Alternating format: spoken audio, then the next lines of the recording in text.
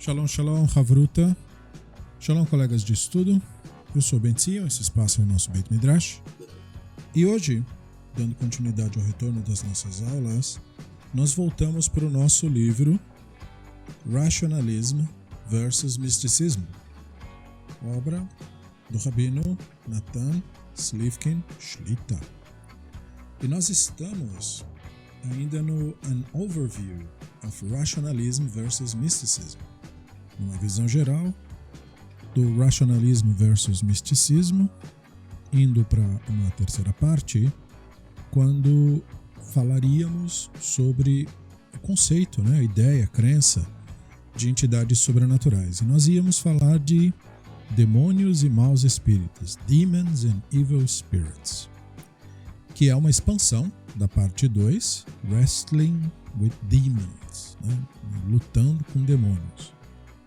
Muito bem, então, sem mais delongas, inscreva-se no nosso canal se você ainda não for inscrito, deixe o seu like para ajudar na promoção do vídeo e vamos lá, vamos estudar a obra. Então, página 52 para 53. Com relação ao assunto da mágica, existem noções, concepções de demônios e Ruach Ra'a, que é porcamente traduzido como Evil Spirits, maus espíritos. E eu digo porcamente traduzido porque Ruach não quer dizer espírito, Ruach quer dizer vento. E nem mesmo o conceito geral da expressão queria dizer isso originalmente. Isso aí é uma interpretação teológica da palavra. Mas tudo bem, só para registrar. Então ele continua. The Talmud, o Talmud, tem uma ampla gama de declarações sobre demônios e outras entidades malevolentes. Isso é importante destacar. O Talmud tem declarações. Ou seja, era uma crença popular na época em que o Talmud foi escrito, nas épocas, tanto do século III, século IV, século V, enfim. As pessoas acreditavam nisso amplamente. Isso era uma coisa praticamente de senso comum naquele período. E o Talmud não reage a isso exatamente como se esperaria, sendo isto uma coisa de senso comum. Ou pelo menos tendo sido naquela época. Infelizmente existem pessoas hoje em dia que ainda acreditam nisso. E ele prossegue.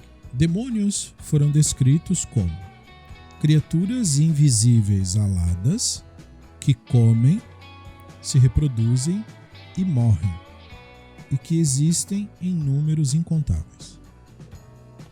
Então isso é um ponto importante, porque poucas pessoas que falam a respeito disso consideram isso. Como os rabinos viviam e respiravam a cultura da Babilônia, era assim que a ideia de demônio era vista na Babilônia. Ou seja, um demônio é um outro tipo de animal. A única característica que separa esse animal do resto dos animais é o fato de que não dá para vê-lo. Não dá para ver ele como se vê os animais normalmente. Fora isso, é mais um tipo de animal. Ele precisa comer, ele precisa se reproduzir e ele morre uma hora. Então, geralmente, hoje em dia, principalmente em grupos místicos e mágicos, esse detalhe não é mencionado, que é para continuar com aquela ideia do demônio como criatura fantástica. Mas o demônio, visto na visão dos babilônicos, era mais um dos animais. Então note esse detalhe, deixa isso aí pendurado. E ele prossegue. E eles acreditavam que esses animais invisíveis poderiam ser vistos em alguns lugares específicos, como animais têm habitat natural, demônios também teriam habitats naturais. E alguns deles seriam até capazes de falar com as pessoas. Da mesma forma, imagine, que criaturas fantásticas, animais falantes e tal, eram coisas comuns naquele período. A maioria dos estudiosos da tradição rabínica, através dos séculos, aceitou a ideia da existência de demônios. Ou seja, aceitou os demônios nesses termos que o Talmud deu. Porque o Talmud colocou, entende? Um senso, digamos assim. É um bicho que come, reproduz e morre. Então tá. não dá para ver ele. A pessoa pensava, bom, o mundo é cheio de mistérios ainda, né? Vai que tem mesmo isso, entende? Não tem por que não aceitar. Veio tradicionalmente, toda uma população achava que era isso, talvez seja mesmo, vai saber. E ele prossegue. Isto era parcialmente devido ao fato de que demônios formavam uma clara parte da visão de mundo talmúdica, ou seja, dos Yehudaítas que viviam na Babilônia. Em parte era isso, mas também porque não havia razão para não acreditar na existência dos demônios. Entende? Porque veja que se eu digo que é um animal invisível, eu não estou exatamente no campo da teologia. Eu estou quase lá, porque é invisível, né, e tal. Mas para eles o mundo era feito, tinha coisas invisíveis, né, tipo as esferas, né? Eles imaginavam que tinha as esferas que moviam as estrelas e elas eram invisíveis, né? Mas eram reais para eles, entende? Ou seja, para eles não era assim um absurdo você, olha, existem coisas que existem, mas não dá para enxergar. Eles falavam, isso é plausível, né? Entende? O vento a gente também não enxerga e é real. Entende o que eu quero dizer? Para eles, os demônios faziam parte dessa argumentação. E não da argumentação do tipo, não, mas você tem que crer. Entendeu? Porque existiam coisas concretas que aconteciam e que eram atribuídas a demônios, e eles viam que era uma coisa concreta. Exemplo, crianças ficarem doentes do nada. Quando crianças ficavam doentes naquele período, foram os demônios que fizeram isso. E havia uma evidência. A criança ficou doente sem nenhum motivo. Ela está comendo bem, ela está bem, ela não se cortou, ela não se feriu. E do nada ela está às portas da morte. Quem fez isso? Uma criatura invisível fez isso. Entende o que eu quero dizer? Então para eles, por que não? Eu admiti que tem essas forças malévolas. Exatamente como naquela época eles não sabiam, por exemplo, que serpentes tinham veneno. Né? Entende? Ela pica e morre. A pessoa morre. Mas por quê? O que causou? Eles não sabiam o que era exatamente a coisa. Então tinha um sei lá o quê. E isso não era nenhuma anomalia. Você vê isso em filósofos gregos. Né? Você vê até Sócrates comentando que uma aranha pica uma pessoa e põe nela um sei lá o quê. Ele fala no livro, entendeu? E a pessoa morre.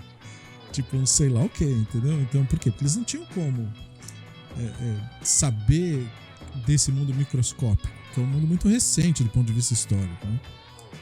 Entende? Nesse universo que eles viveram, não havia nenhum tipo de instrumento para entrar no mundo macro e nem micro.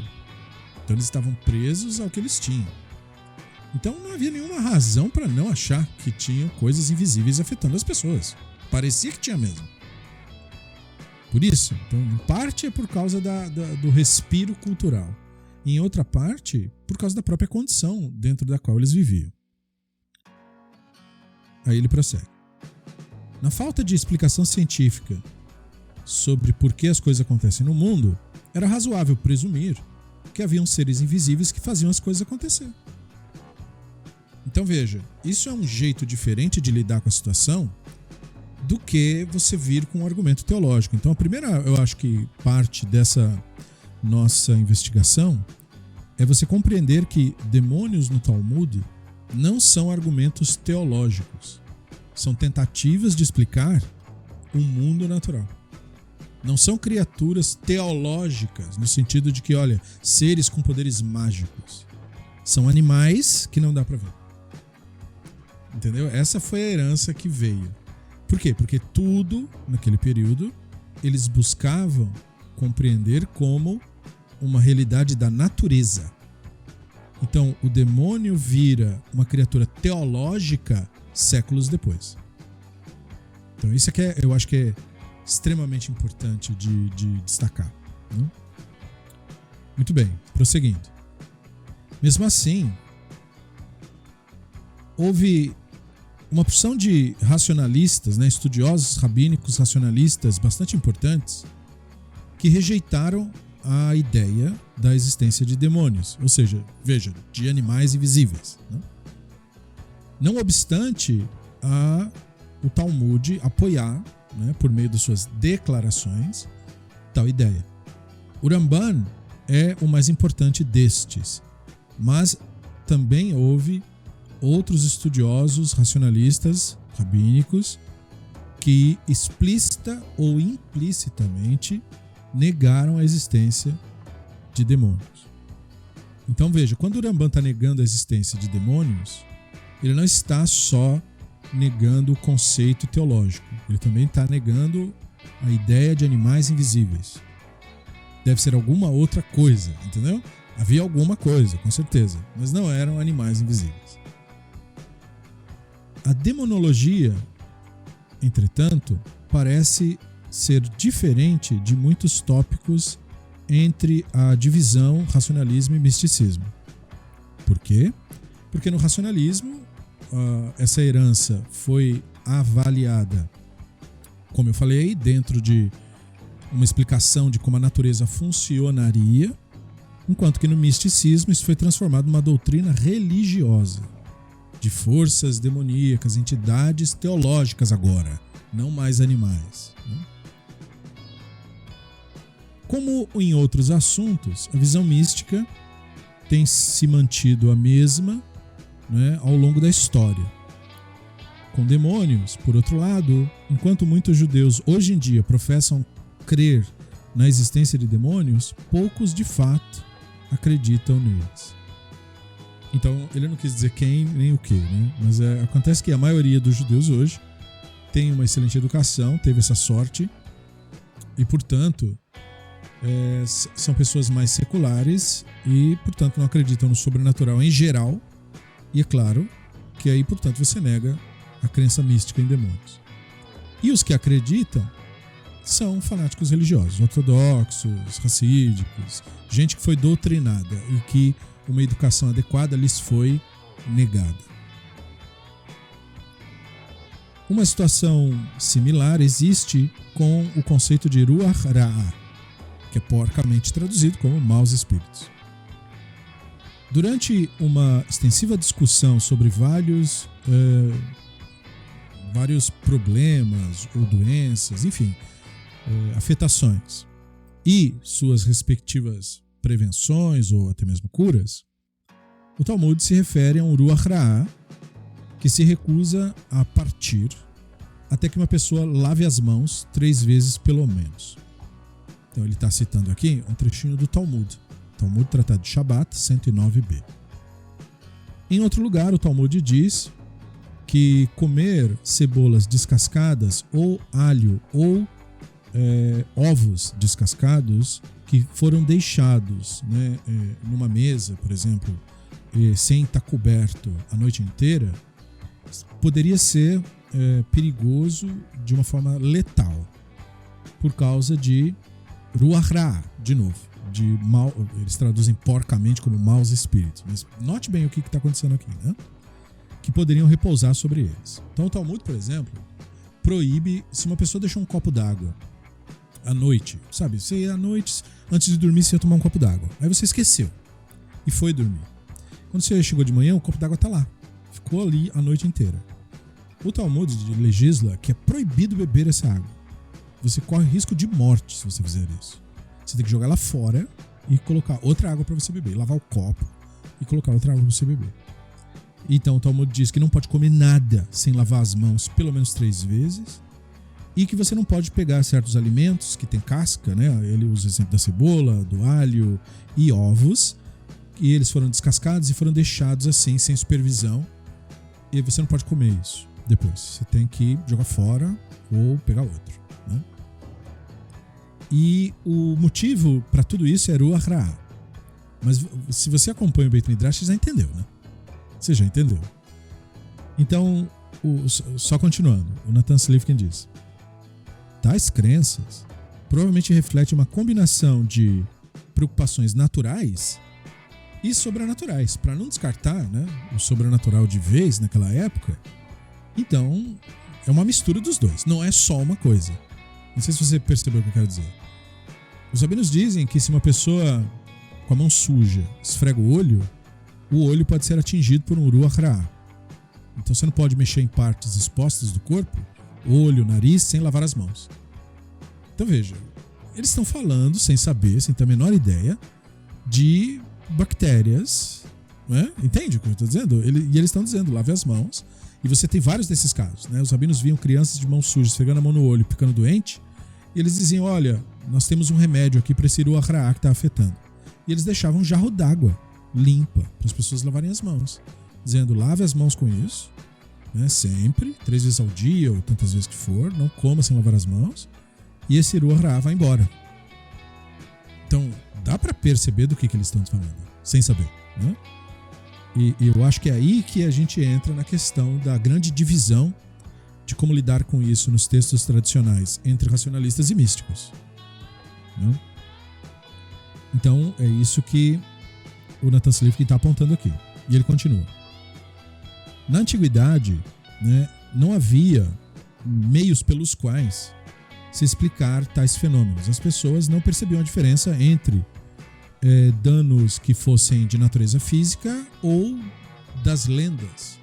Né? Quer dizer, uma pessoa com a mão suja esfrega o olho e desenvolve uma conjuntivite devido a um ataque de bactérias. Qual a diferença disso para uma pessoa dizer, um xamã dizer que foi um ataque de um demônio no olho da pessoa?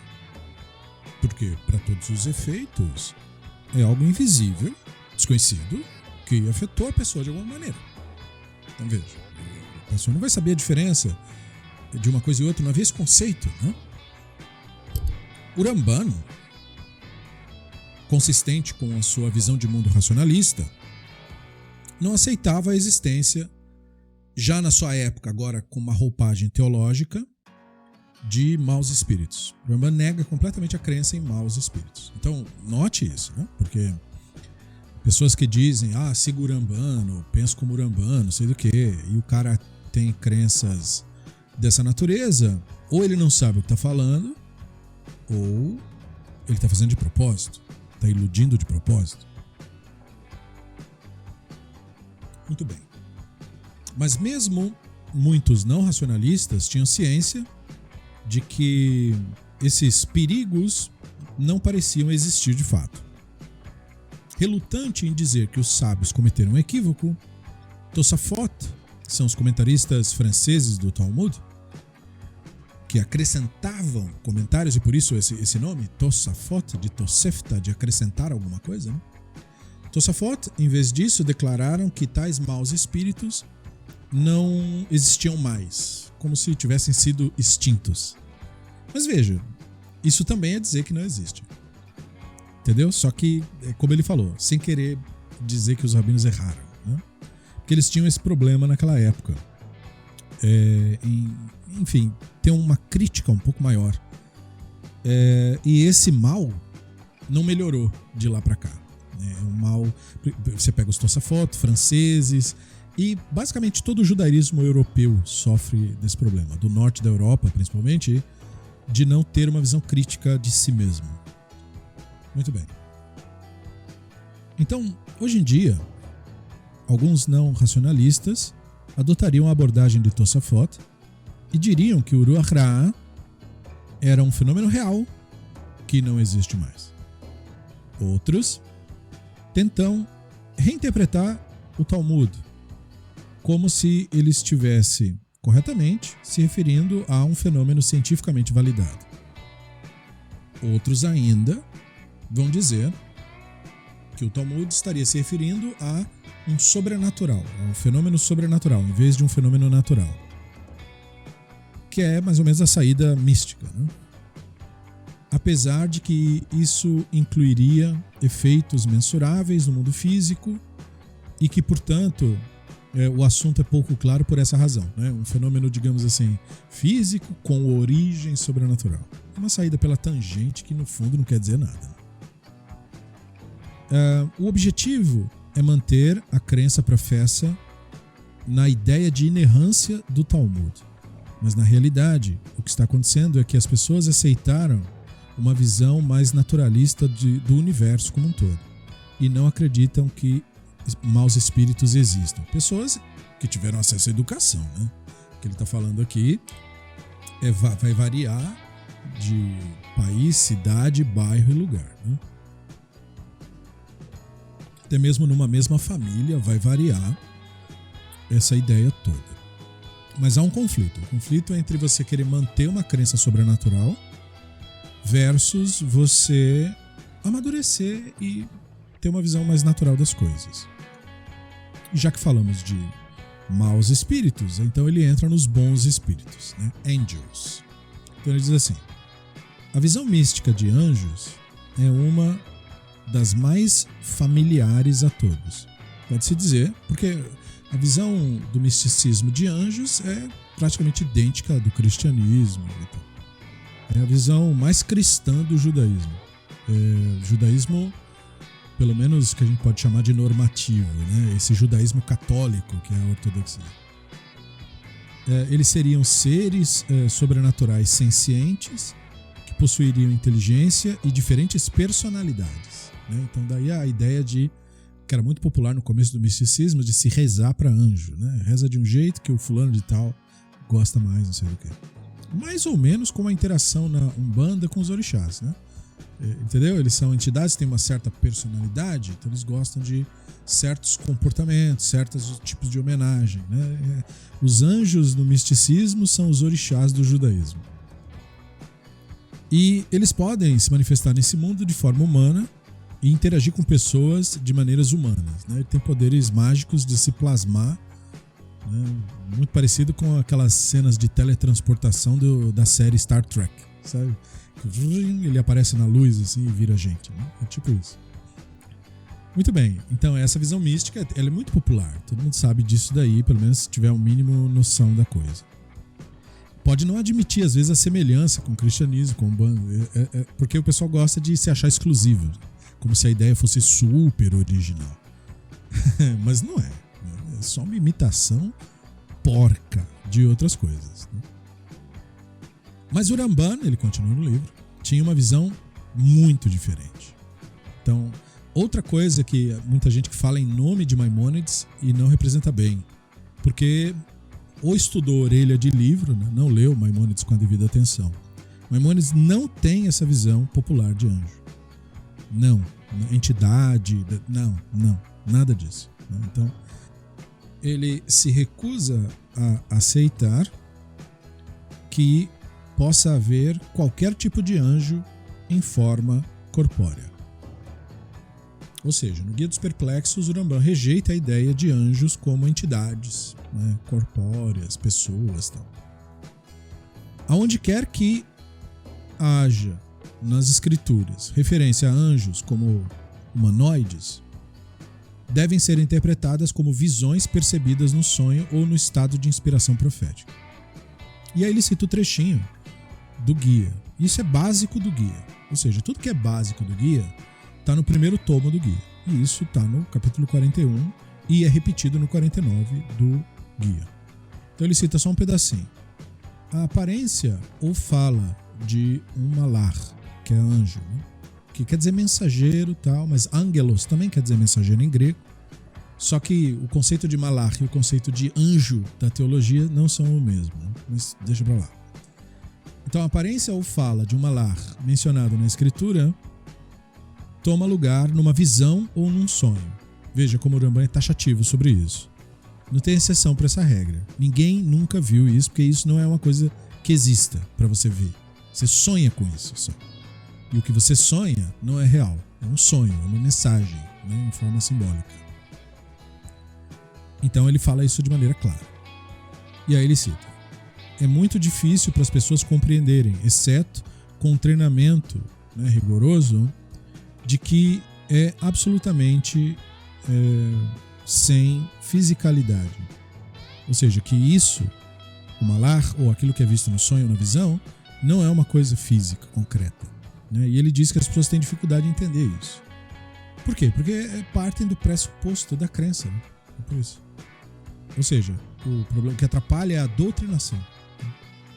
E ele diz: porque é um assunto difícil, os livros dos profetas contêm declarações que os sentidos externos são capazes de compreender, como implicando que malachim são corpóreos, que se movem, que têm forma humana e que eles recebem ordens do Elohim e que obedecem a essas ordens.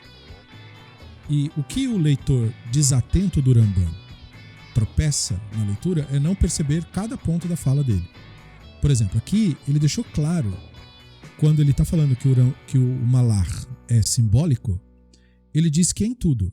Quando ele é descrito corpóreo, isso é simbólico, não é literal, não é verdade, isso. Quando diz que ele se move, também. Quando diz que tem forma humana, veja, não só corpóreo pode ter qualquer forma, né? Mas a forma humana específica, também não é. Que eles recebem ordens do Elohim, também não é. E que eles obedecem essas ordens, também não é. Nada disso é para ser entendido literalmente. Ponto por ponto, entende? Porque senão ele não precisaria ficar, entendeu? Falando ponto por ponto essas coisas. Bastava dizer, eles não são físicos, pronto. Aí você inclui tudo, né? A forma, a aparência, a ordem, entendeu? Não, mas ele quer ser específico. Por quê? Porque as pessoas tropeçam na leitura de qualquer texto profético pela sua incapacidade interpretativa. Elas não conseguem dissociar a narrativa da concretude da experiência. Então, esse é o fim da citação, e aí o livro prossegue. Outras referências a Malachim nas escrituras foram entendidas pelo Uramban no conceito geral da filosofia greco-muçulmana. Né? Greco-muçulmana porque Uramban era estudioso de Aristóteles, mas quem resguardou, volto a lembrar, já mencionei antes, volto a lembrar, porque foi falado aqui, né? Quem resguardou o conhecimento da filosofia grega para o mundo foram os árabes, né? Foram os muçulmanos que traduziram as obras e, portanto, as preservaram, enquanto o cristianismo, naquela época, destruía obras de filosofia grega. Então, é graças à cultura muçulmana que nós temos qualquer livro da cultura grega, né? E ele explicou que isso se refere ao que Aristóteles descreveu como as inteligências. E agora ele cita outro trecho do guia, já um pouco mais avançado, é o 2º tomo, 6º capítulo, onde Uramban fala sobre isso. O trecho é o seguinte: nós já declaramos antes que Malachim são incorpóreos. Então antes ele quer dizer no 1º tomo já. Isso corrobora com a opinião de Aristóteles, de que a única diferença nos nomes aplicados é que ele usa o termo inteligências e nós dizemos, em vez disso, Malachim, mensageiros. Sua teoria é que as inteligências são intermediários entre a causa primordial e as coisas existentes, e que eles afetam o movimento das esferas, cujo movimento a existência de toda coisa depende. Então, Aristóteles tinha essa teoria das esferas. E o movimento das esferas causa o movimento de todas as, vamos colocar de maneira anacrônica por um momento, de todas as partículas que existem no mundo. Que para Aristóteles eram os elementos. Então, as esferas se movendo, movem, por sua vez, todas as partículas. E movendo todas as partículas, as coisas combinam, se recombinam, e isso faz com que tudo exista. Todas as coisas são resultados das interações entre os elementos. E esses elementos estão em constante movimento porque as esferas estão movendo eles. E o motor primordial, que seria a origem misteriosa do universo, que pôs o universo em movimento, move tudo isso através das inteligências. Porque no caso, o movimento, como ele resulta numa coisa concreta, ele não poderia ser não inteligente para Aristóteles.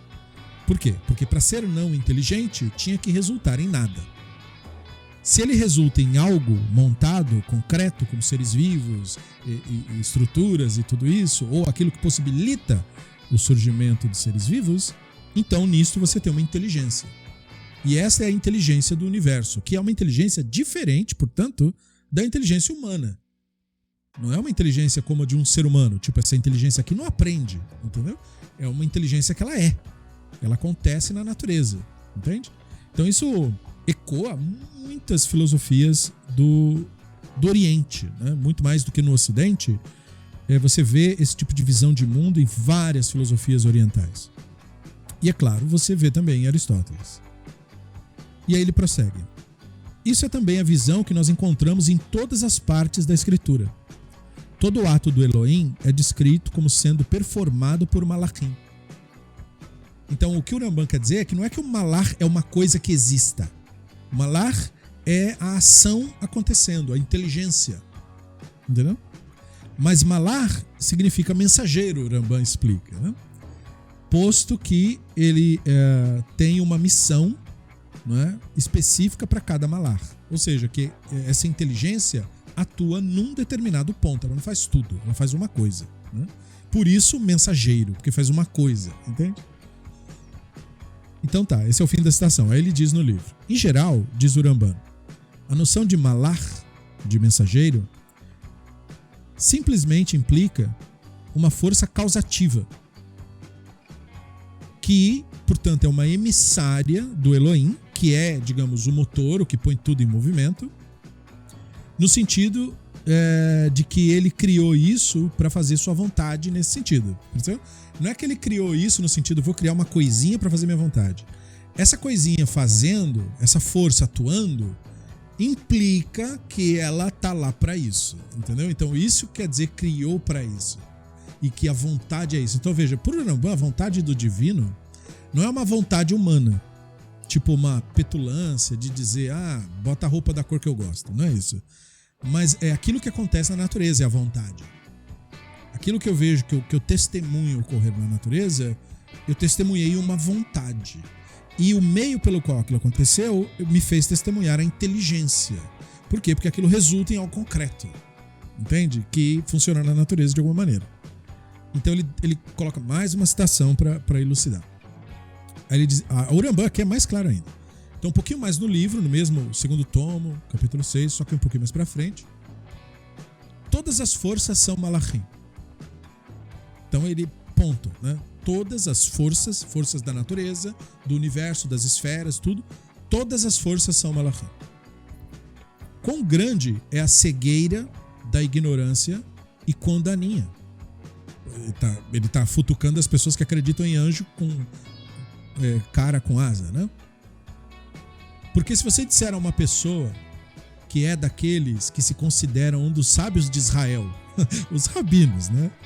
Hoje se poderia colocar os fanáticos da nossa religião, né? Que se consideram muito sábios pelas bobagens que dizem, né? Aqueles que se consideram sábios de Israel, de que a divindade envia malachim que entram no ventre de uma mulher, formam o feto ali. Então perceba, né? Você agora, né, sabendo como esse fenômeno funciona, células, espermatozoides entrando, multiplicando as células por reações químicas que ocorrem lá dentro. Então essas reações químicas e esse processo todo, o código genético controlando e tal, e são processos químicos, né? Milhões acontecendo ao mesmo tempo. Então isso é que é o malar. Mas o Rambam não sabia de nada disso. Mas veja, ele está apontando para isso. Então ele está dizendo, entra no ventre da mulher e forma o feto ali, e eles ficariam satisfeitos com essa afirmação e considerariam ela uma manifestação de grandeza e poder da parte do divino. Se você explicar desse jeito, o Rambam está dizendo. Mas se você disser para ele que o divino planejou que o esperma tivesse uma força formativa que formasse os membros, olha que interessante, né? Para a época. E que esta força é que é o malar, a pessoa rejeitaria essa opinião. Ou seja, ele está dizendo, veja quão grande é a cegueira e ignorância da pessoa. Entende? Se você explicar de um jeito que pareça sobrenatural, a pessoa aceita. Se você explicar de uma maneira natural, ele rejeita. Como se valesse menos. O Rambam está dizendo. Né? Então ele fala, olha quão grande é a ignorância dessa gente. E eles se acham sábios de Israel ainda por cima. Então, não é à toa que o Rambam era rejeitado. É que ele não aguentava, entende? Ele ficava, mas não é possível isso. Né? Então ele prossegue mais para frente. Nossos sábios já declararam, né, sobre aquele que entende que todas as forças residem no seu corpo são malachim.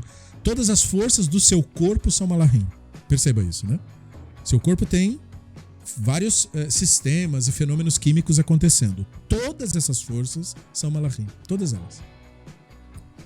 E aí ele fala, né? Muito mais as forças ativas no universo. Ou seja, ele disse que a pessoa não tem desculpa de, por exemplo, se dizer tradicionalista e ser bitolado naquilo que só os rabinos falaram. Porque se uma pessoa fosse realmente competente nos seus estudos do que os rabinos falaram, pelo menos isso ela ia entender. De que não existe nenhum ser mágico chamado anjo. Anjo é um termo para qualquer fenômeno da natureza. e de dentro do corpo humano e do universo. As forças naturais, isso aí é que são anjos. Então o Rambam diz, isso é óbvio. E eu só estou me baseando no que os rabinos falaram, né? E ele falou, e isso é uma coisa vista até por quem não teve acesso à nossa tradição.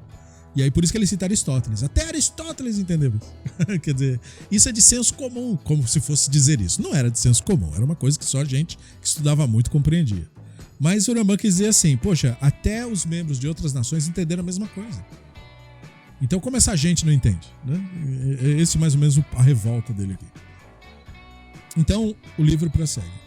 Posto que o termo malar se refere a forças causativas e não se limita a ser usado não se limita a seres, não é, que usam forças da natureza, não é isso. São as forças da natureza propriamente ditas que são malachim. Até objetos que podem causar alguma coisa podem ser descritos como os malachim. E agora nós temos uma outra citação do Rambam, do Mishneh Torah aqui, que não é o livro que ele costuma ser filosófico, mas ele, aqui e acolá, ele põe informações, né, para o atento. Aqui no caso é Ilhot Mezuzah 7.13, que ele diz: os antigos sábios disseram, todo aquele que tiver o tefilim na cabeça e no braço, tzitzit na vestimenta e mezuzah na entrada da casa, no caso, com certeza não cometerá erro, não cometerá o pecado, né? Porque ele tem muitos lembretes para não fazer isso. E estes são os malachim que salvam ele de cometer o erro. Como está dito, o malar do Hashem, ele acampa ao redor daqueles que o temem e o salva. Então veja, a interpretação rabínica de Tehillim 34.8, de que vem um malar e acampa ao seu redor, é os preceitos, os mandamentos, entendeu?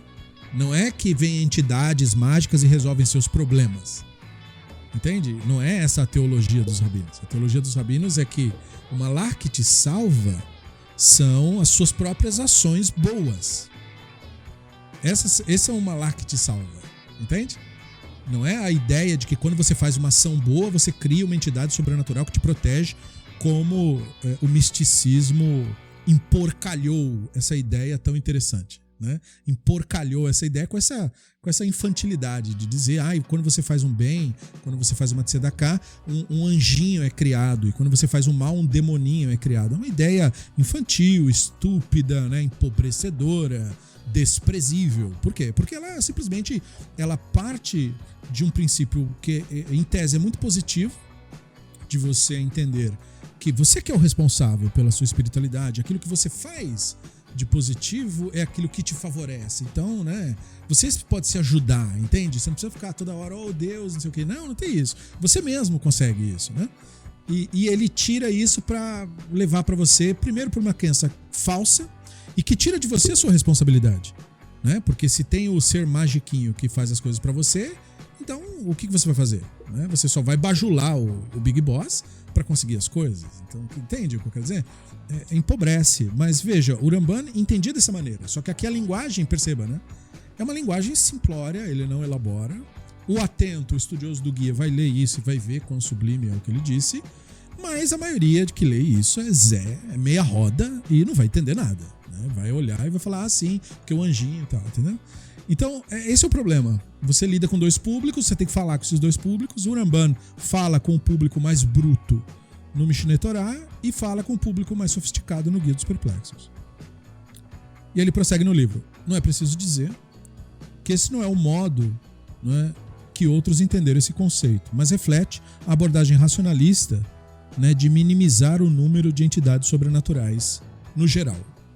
Né? Porque, como eu falei antes, né, a ideia de anjo, malar, era uma ideia que surge no Talmud como uma tentativa de explicar o mundo natural. O olho deles está no mundo natural, não na busca do sobrenatural, mas tentando explicar o que acontece na concretude da vida. E aí, no misticismo, é que isso vira sobrenatural de vez mesmo. Né? A gnose, o misticismo e toda essa pataquada é que tira o olho da terra e põe o olho em um lugar que não existe. Nem podemos falar nos céus, porque botar o olho no céu seria astronomia, né? Não é astronomia aquilo, é astrologia, é a crença no que não existe mesmo. Muito bem. E aí nós vamos dar mais um passo. Esse próximo passo chama de Evil Eye and Astrology, né? O mal olhado e astrologia, que hoje em dia é o que o judaísmo ortodoxo mais oferece aos seus adeptos, né? Crença em mal olhado e astrologia. E ele coloca que isso é uma parte expandida da segunda parte, a Enhará, né? do mal olhado.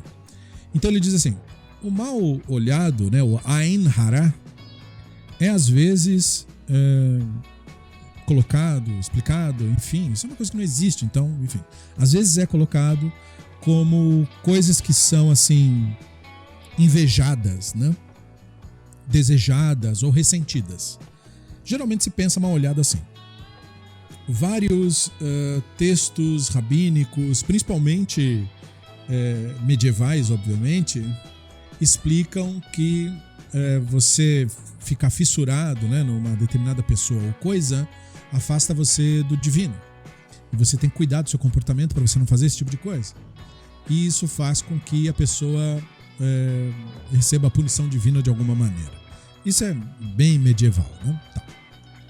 Esse tipo de explicação do Ain Hara não envolve nenhum componente ocular, como no caso é popular hoje em dia, né? Entretanto, os Rishonim racionalistas não mencionaram tal explicação e provavelmente não concordavam com ela.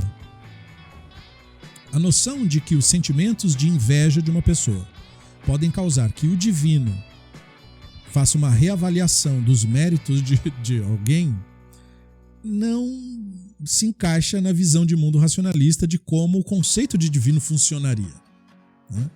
Além do mais, e talvez ainda de uma maneira mais significativa, é difícil alegar que teria sido isso que a Guemará mesma quis ensinar em várias discussões sobre a Enhará, que claramente se refere ao componente ocular da questão e não à questão metafísica, por assim dizer.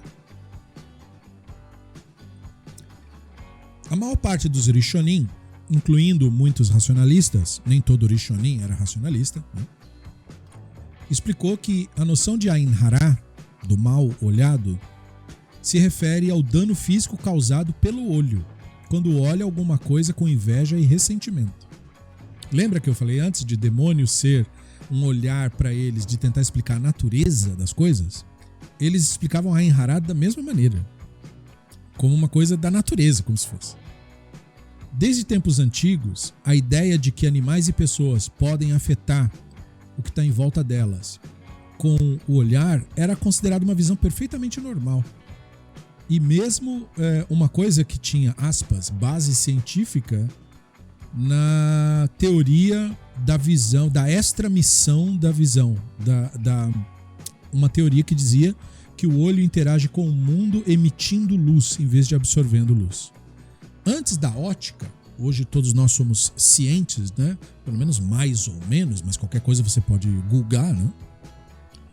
De que nós enxergamos através da luz refletida no ambiente que nós estamos e que atinge a retina dos nossos olhos, e as células microreceptoras interpretam essas informações e mandam a informação para a área do cérebro que trabalha com isso, e isso se transforma em visão para nós. Mas no mundo antigo essa teoria simplesmente não existia. E pouca gente se pergunta, bom, se não existia, como é que eles explicavam que a pessoa enxerga, né? Então, antes da ótica, as pessoas achavam que o olho é que emitia a luz necessária para enxergar. E com base no que eles pensavam isso? Com base, por exemplo, quando você vê um animal à noite. Quando você vê um animal à noite, o olho dele não está aceso, você está lá com a sua lamparina. Aparece um lobo. O olho do lobo está aceso. Então, de onde está vindo a luz? A pessoa não raciocinava que a luz está vindo da lamparina. É porque o animal está lá no escuro e só o olho está aceso. Se a luz tivesse vindo da lamparina, o animal inteiro estava aceso. Percebeu a ideia? Eles não tinham uma noção exata de como isso funcionava. Então, eles achavam que a luz estava vindo de dentro do olho do lobo. Então, de alguma maneira, com maior ou menor intensidade, né, a gente enxerga porque a luz vem de dentro do olho. Então o ser humano produz um pouquinho dessa luz, não é tanto que faz brilhar, entendeu? Mas se ele enxerga, ele produz alguma coisa, porque senão não dava para enxergar. Assim eles pensavam. Se o olho produz essa luz, o olho, digamos, interage com alguma coisa em volta dele.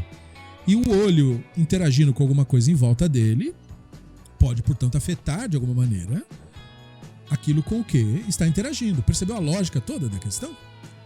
Se você entender isso, você vai entender que mesmo essa crença, que hoje é do campo do charlatanismo, né, da estupidez propriamente dita, ela surgiu de uma visão, de novo, de uma visão de tentar entender a natureza. Eles não estavam, novamente, em busca do sobrenatural com essa ideia. Eles estavam tentando entender uma coisa que eles achavam ser natural, da natureza. Tentando desvendar, por assim dizer, mistérios da natureza. Novamente. Né? Então, essa teoria da extramissão, né, da visão, foi similarmente adotada por estudiosos rabínicos que, enfim, eram mais educados, né, que a gente poderia falar aí, que eram mais cientificamente inclinados, que queriam explicações naturais para as coisas. Isso era considerado uma explicação natural naquela época, não uma explicação sobrenatural. É aí que entra o embuste da teoria, entendeu? Quando você fala, os rabinos diziam isso, o cara diz isso hoje como se os rabinos naquela época estivessem defendendo uma crença sobrenatural como é defendida hoje. Não, né? Eles estavam achando que estavam explicando naturalmente um fenômeno. E discussões detalhadas do mecanismo disso foram dados por racionalistas rishonim proeminentes. Por exemplo, o Ralbag, juntamente com o rabino Yitzhak Aramá e outros. O rabino Yosef Karo, esse já místico, né, discutiu se janelas podiam bloquear a transmissão do Ayin Hará, né, e concluiu que podiam. Olha que interessante. E outros colocaram que você poderia criar outras formas criativas de bloquear o Ayin Hará. Tá entendendo? Por quê? Porque eles ainda respiravam a ideia de que não era uma coisa sobrenatural. Porque se veja, se uma janela pode bloquear o Ayin Hará não é sobrenatural, né? Ele é natural, entendeu? Ele é um fenômeno da natureza. Você só precisa entender como é que funciona esse mecanismo e impedir que ele aconteça. O Ramban, por outro lado, deixou muito claro em vários locais que ele não acreditava em Ayin Hará também. Nem demônio, nem espírito, nem Ayin Hará, nem nada disso. Olha só quão contrastante isso é com o que é dito do Maimônides hoje em dia, né? Por grupos racídicos, místicos, que colocam o Maimônides como se ele fosse um mistificador, entendeu? É assim, a má fé não tem limites, né? Mas então, o Natan Slifkin faz esse excelente trabalho para mostrar, né, isso que nós já falamos aqui no Beit Midrash há alguns anos já, né? E ele, com certeza, também. Enfim, mesmo antes da publicação do livro. Então, Ayin Hará não era uma coisa que o Rambam acreditava como uma propriedade que poderia fazer o mal para as pessoas e tal, ou para objetos. A maior parte dos conceitos que são relacionados a isso, o Rambam diz que era para evitar sentimentos de inveja e de invasão de privacidade por parte das pessoas. Ou seja, que os ensinamentos sobre a Ayin Hará dos sábios deveriam ser entendidos com um cunho ético em vez de razões metafísicas que já populavam no século XII. O século XII já é o início da organização daquilo que se tornaria o movimento místico, né? Que é no século XIII, com a publicação do Zohar, que a coisa toma forma de religião e tal. Mas já tinha na época do Rambam.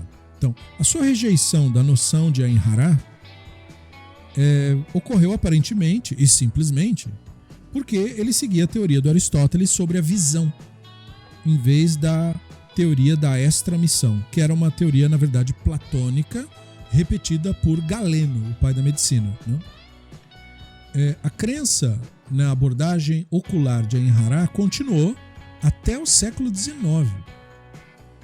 E é lamentável que exista agora no século XXI, né? Figuras religiosas que se dizem sabedoras de alguma coisa de tradição repetem essas teorias medievais dizendo que são teorias do século II, III. Esse é um erro, né, que mostra que a pessoa, se estudou muito mal, né? Então, mas isso era repetido no século XIX por figuras como Malbim e o Rabino Baruch Halevi Epstein, alegando, e aí é para vergonha deles, né? Evidência científica de que o olho emitiria radiação perigosa, né? Pois é, isso aconteceu, né?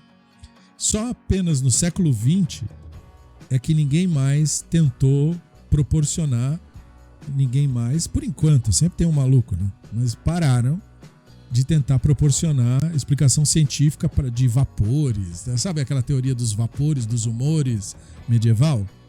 Ou de radiação sendo emitida pelo olho. Pessoas, em vez disso, adotaram a abordagem de que o Ain Hara se refere ao dano causado pelo ciúme e outros pensamentos. Ou seja, foi quando a Kabbalah adotou a teoria do segredo, sabe? De que o pensamento causa as forças cósmicas. Agora começam a usar argumentos quânticos, né, para isso. Gente, a pessoa colocou quântico numa explicação estúpida dessa, né? Proteja o seu cérebro desse tipo de coisa. Né? Se afaste disso, porque é charlatanismo 101. Né? Isso aí é o básico do charlatanismo no século XXI, é botar quântico em qualquer coisa. Então, o Natan Slifkin prossegue. Mas no século XX, né, não se viu uma diferença na explicação do mecanismo do Ain Hara. E também se viu uma dramática diminuição do poder que as pessoas atribuíam a isso. E se presume que isso aconteceu porque aumentou o entendimento de como o universo funciona, né, no começo do século XX até agora, e isso deixou menos espaço para essas causas sobrenaturais e infortúnios, né? É mais ou menos, por exemplo, quando você fala de avistamento de OVNI. Quem em geral vê? Gente ignorante de astronomia. Em geral é isso. Gente que é bem educado astronomicamente, cientificamente, nunca vê OVNI, mesmo estando o tempo todo olhando para os céus. Motivo, como disse Neil deGrasse Tyson, because they know what the hell they're looking at. Porque eles sabem pra porcaria que eles estão olhando. Por causa disso. Por que as pessoas veem OVNI onde não tem? Porque eles não sabem o que estão vendo. Eles não sabem a diferença de um fenômeno atmosférico para nada. Eles não sabem nada do que está acontecendo nos céus, nem na atmosfera, nem suas interações, nem os fenômenos luminosos, nem nada. Então, para essa gente, qualquer coisa que foi estranha é OVNI, entendeu? Mas se você tiver o mínimo de educação, você vai saber para o que você está olhando. E, portanto, você vai ter, entendeu? Porque se você então vir algo interessante, você vai saber o que é. E aí vai poder conversar com colegas e tal, e trazer uma informação que preste. Então, a mesma coisa aqui. A questão é que você melhora a sua educação e você não tem por que ficar vendo. É a mesma coisa avistamento de espíritos, né? No século XIX tinha espírito para todo lado, né? E agora no século XXI não aparece um bandido para vir aqui nos dizer, morri, tô aqui e tal, mexi a cadeira e tal, escrevi na lousa, né? Enfim. Então é mais ou menos isso, aumenta o conhecimento e aí, portanto, as explicações equivocadas desaparecem. Mesmo assim, a crença em Ain Hara não declinou com a mesma extensão da crença em demônios. É incrível isso. Gente que às vezes tem até curso superior, mas a questão é essa, né? Hoje em dia também a educação superior é muito pobre e podre, né? Então o que acontece? O cara se forma numa determinada área, mas ele é meia roda para tudo mais no resto do planeta. Né? Então, isso é a mesma coisa do cara ser Nobel de Química e aí ele vai se meter a falar de astronomia. Mas essa não é a sua área, doutor. E aí o senhor tá falando bobagem, né? E você tem muito disso. É um fenômeno muito comum, já mencionado em outras oportunidades aqui, de gente que é Nobel em alguma coisa falar uma grande asneira em outra área que não é a área dele. Se metendo, querendo dar carteirada porque é Nobel numa determinada área. Você pode ser Nobel no que for, você pode ser doutor, pós-doutor no que for. Não quer dizer que você domina a área que você não domina. E, portanto, você tem que ouvir quem é especialista naquela área lá. Não é, no caso? Então, isso é muito comum, né? Então, tem gente que... E o pior é que tem gente que não chega nem a isso. Faz uma faculdade qualquer de administração, né? Ou é advogado e pronto, já se acha doutor para falar de coisa que não tem nada que ver com a área dele. Às vezes não domina nem a própria área direito. Mas quer ser doutor para falar de outro, quer dar a carteirada dizendo que é o doutor fulano de tal. Você pode ser doutor numa área, você não é doutor em todos os assuntos. Então tem muito disso, entende, hoje em dia. Então tem muita gente meia roda mesmo, porque isso aí é de uma pobreza intelectual que ter o curso superior não te ajuda. Continua pobre intelectualmente, né? Porque é uma questão de senso comum, né? Uma coisa muito básica mesmo. Não fale daquilo que você não sabe. Simples, né? Bem simples. Então ele diz assim, provavelmente isso se dá por causa de fatores psicológicos envolvidos nos sentimentos das pessoas, né, de ansiedade sobre, né, a sua sorte. Pode ser. Eu acho que a maior parte disso também tem a ver com ignorância sobre como o mundo real funciona. Quando você não sabe como o mundo real funciona, você cogita essas possibilidades absurdas de mal olhado, né, ou maus espíritos, ou espíritos dos mortos e tudo isso. Isso só pode ter uma explicação para mim, mas isso não quer dizer nada, é só a minha opinião. De que a pessoa não tem uma clara noção de como a realidade funciona mesmo. Que se ela soubesse disso e lembrasse disso, ela não ia sequer cogitar essa possibilidade. Porque não tem como isso ser verdade. Não é uma questão de ser uma opinião. Não tem meios pelos quais isso ser verdade. Mas ele acha que é uma questão emocional, e aí eu acho que os profissionais da área têm mais propriedade de falar nisso. E sim, nós não somos tão racionais quanto nós pensamos que somos. Psicólogos vivem nos dizendo isso, né? E eles têm razão, têm motivos, evidências para falar isso, né? Então pode ser que, por mais conhecimento que tenhamos, nós tenhamos esse comportamento estranho, né? De ceder a coisa estúpida só para se sentir melhor. Pode ser, né? Enfim. Para tais pessoas, existe uma preocupação sobre tentar prevenir problemas por meio do Ain Hara. Né? Aquela coisa do medo de acontecer coisa ruim, como se isso ajudasse, né? Como se, enfim. Muitos vão dizer Bli Ain Hara como um tipo de encantamento preventivo. Aquela coisa, né? Ah, você vai fazer aquilo que você me prometeu? A gente fala Bli Neder, né? E quando elogia alguma coisa, que belo não sei do que, Bli Ain Hara, né? Sem mal olhado. Como se você dizer sem mal olhado significasse mesmo que você não está com inveja. É uma coisa... É patético, é uma coisa assim que você fala... Mas que coisa, né?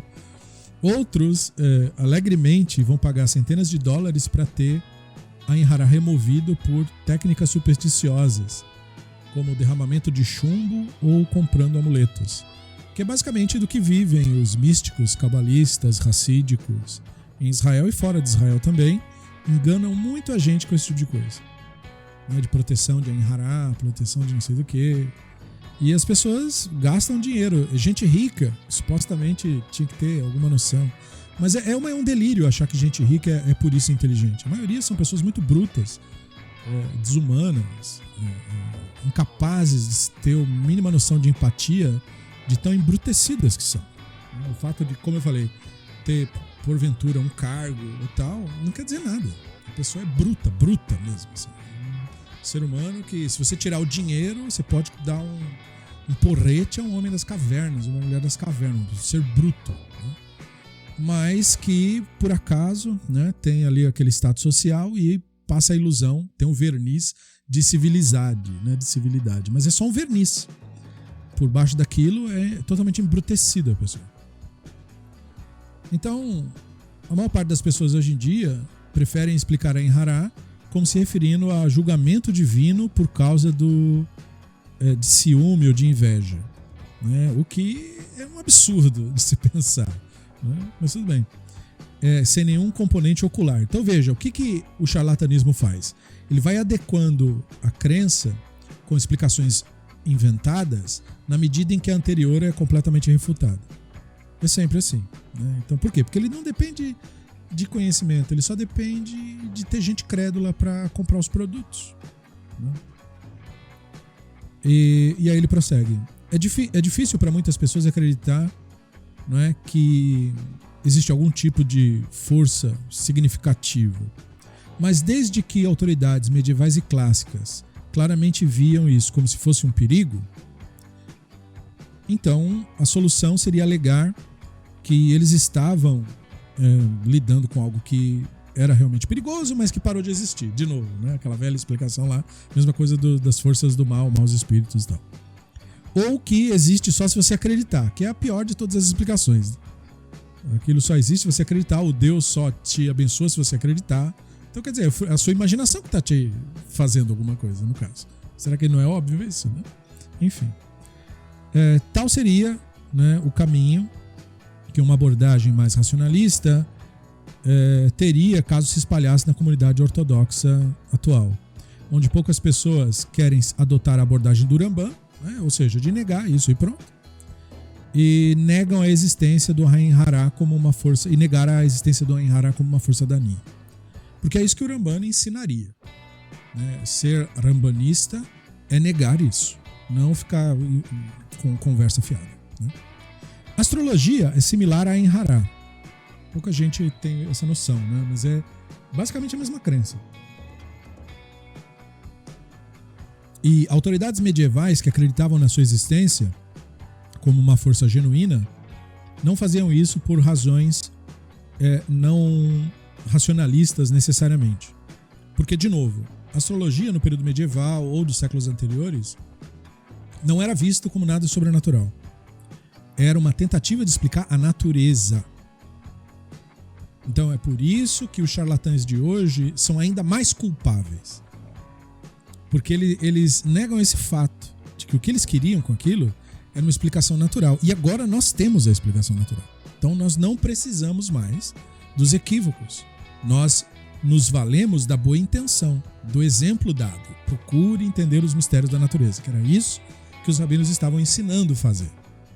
Eles não estavam ensinando uma doutrina sobre nada, eles estavam mostrando que a natureza é maravilhosa, cheia de mistérios, vá atrás e tente descobrir como isso funciona e por quê.